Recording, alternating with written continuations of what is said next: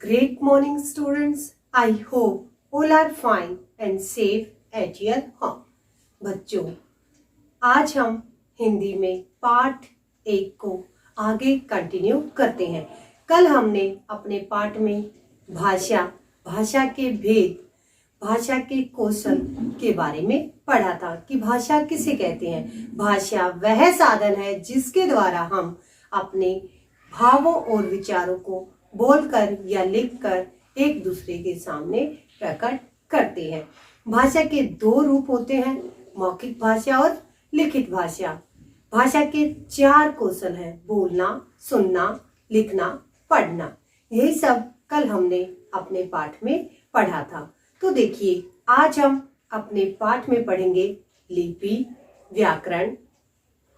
तो चलिए अब हम अपने पाठ को पढ़ते हैं। देखिए, पाठ 1 भाषा। लिपि। लिपि क्या होती है? भाषा को लिखने के लिए निर्धारित चिन्ह को लिपि कहते हैं। अर्थात लिखने की विधि क्या कहलाती है? लिपि कहलाती है। भाषा के जो उच्चारण, जब हम भाषा को बोलते हैं, जो उच्चारण होता है, जो शब्द मुख से निकलते हैं, मुख से निकलने वाली ध्वनियों को लिखने के लिए निर्धारित चिन्ह लिपि कहलाती है। अब यहाँ पे कुछ भाषाएं और लिपि दी गई है। देखिए कौन कौन सी है? हिंदी, गुजराती, संस्कृत, मराठी।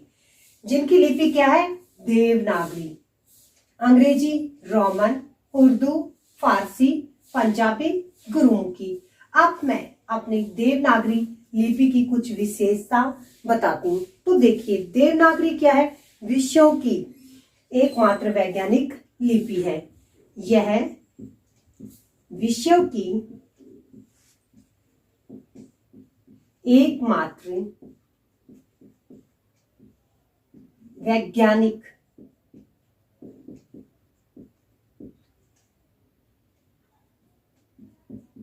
लिपि है। सेकेंड पॉइंट देखिए, देवनागरी लिपि में और क्या विशेषता है? First point and second. देखिए बेटा, जैसे मैं लिख रही हूं, मैं कहां से लिख रही हूं? बाएं से दाएं की ओर। तो ये क्या है? देवनागरी लिपि की विशेषता है। देवनागरी लिपि में बाएं से दाईं ओर लिखा जाता है। देवनागरी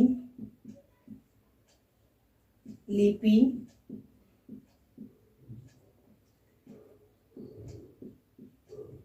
बाएं से दाईं ओर लिखी जाती है।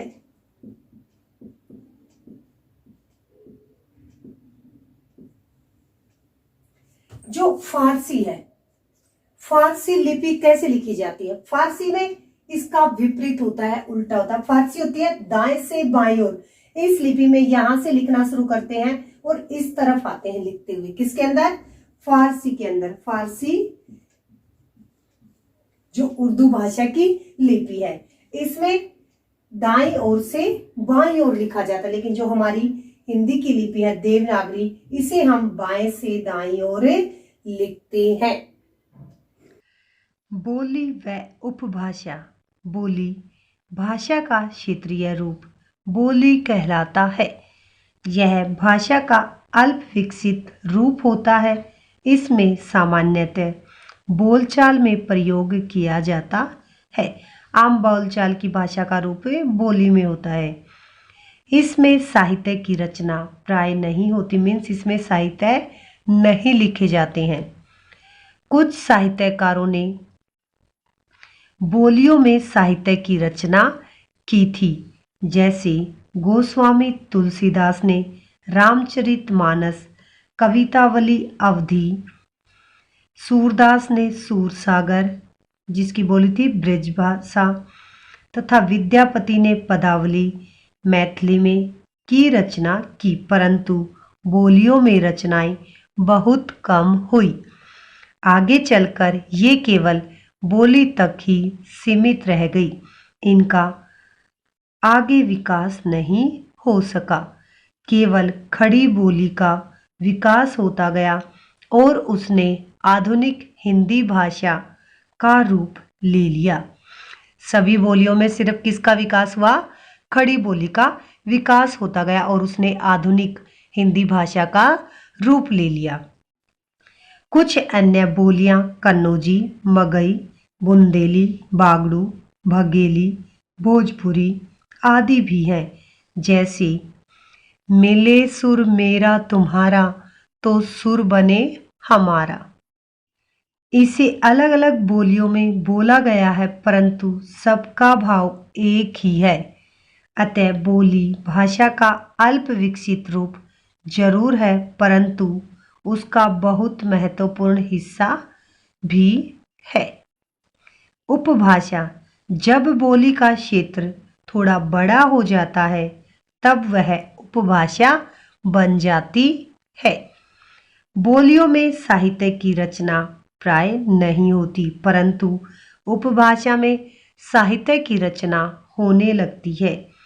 एक उपभाषा की कई बोलियां हो सकती हैं। अवधी, ब्रिज तथा राजस्थानी बोलियों में साहित्य की रचना हुई थी और इनका क्षेत्र भी बड़ा था, अतः ये उपभाषाएं बन गई। राजस्थानी की कई बोलियां हैं, जयपुरी, मेवाती, मारवाड़ी, मालवी आदि। जब उपभाषा का क्षेत्र विस्तृत हो जाता है तब वह भाषा का रूप ले लेती है। क्या कहा है कि जब उपभाषा का क्षेत्र बढ़ जाता, विस्तृत हो जाता, फैल जाता है तो वो किसका रूप ले लेती है? भाषा का रूप ले लेती है। हिंदी उपभाषाओं को 5 वर्गों में बांटा गया है।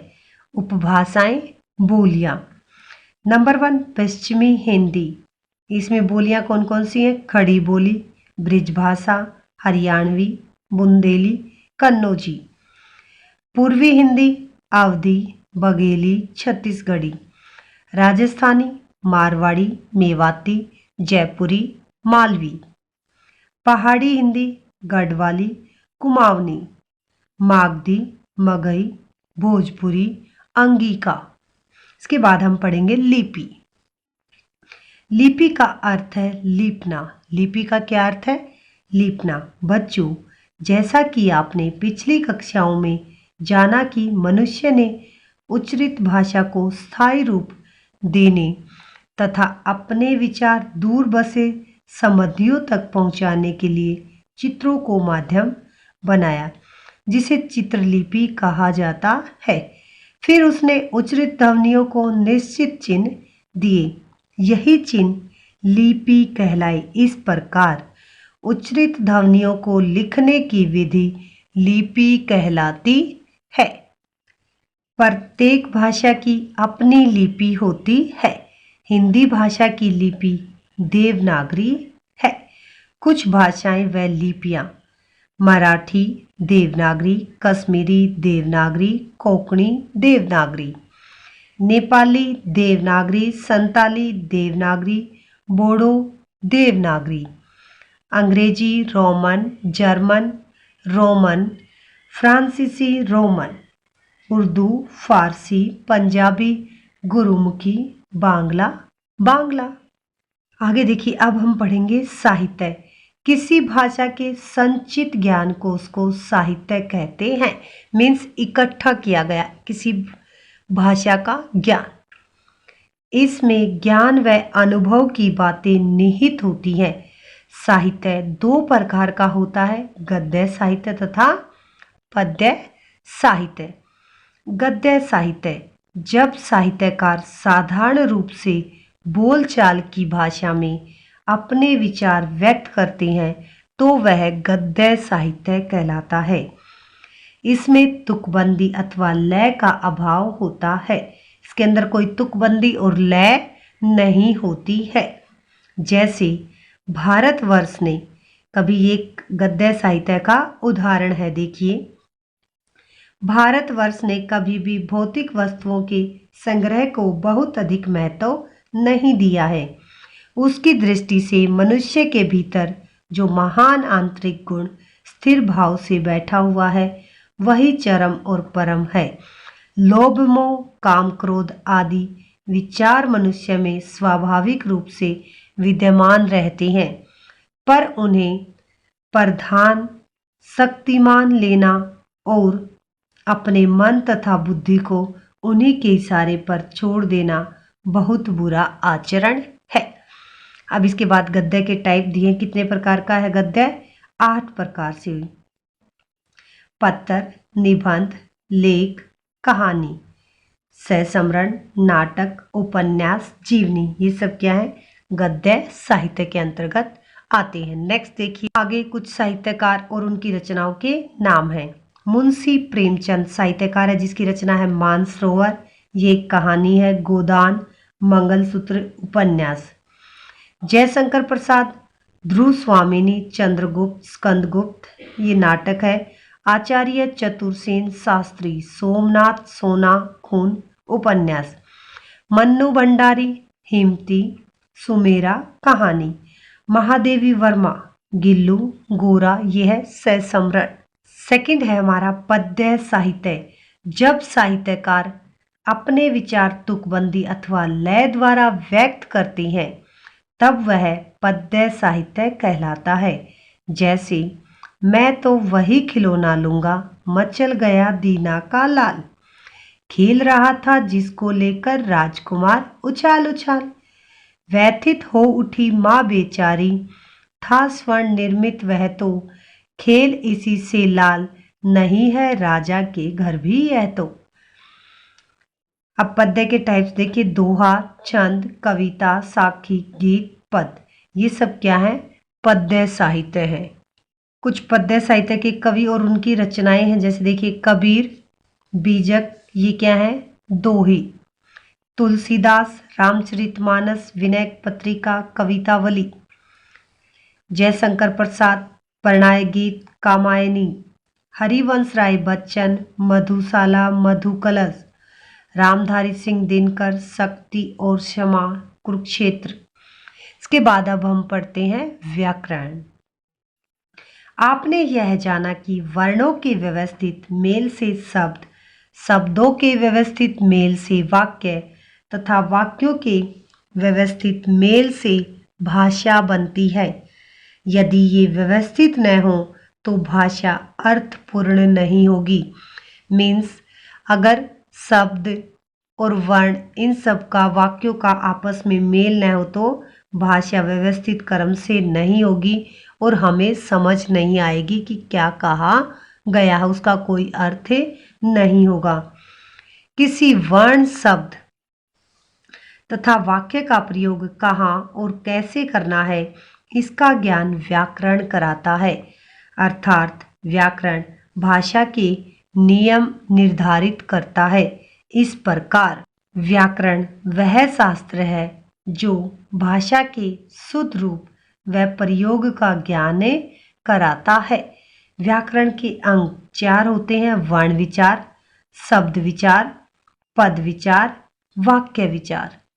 इसके बाद अब हम करते हैं, आओ दोहराएं कि हमने पाठ में क्या पढ़ा है। देश के अधिकांश निवासियों द्वारा बोली जाने वाली भाषा राष्ट्रभाषा होती है। राजभाषा का प्रयोग देश के प्रशासनिक कार्यों में किया जाता है।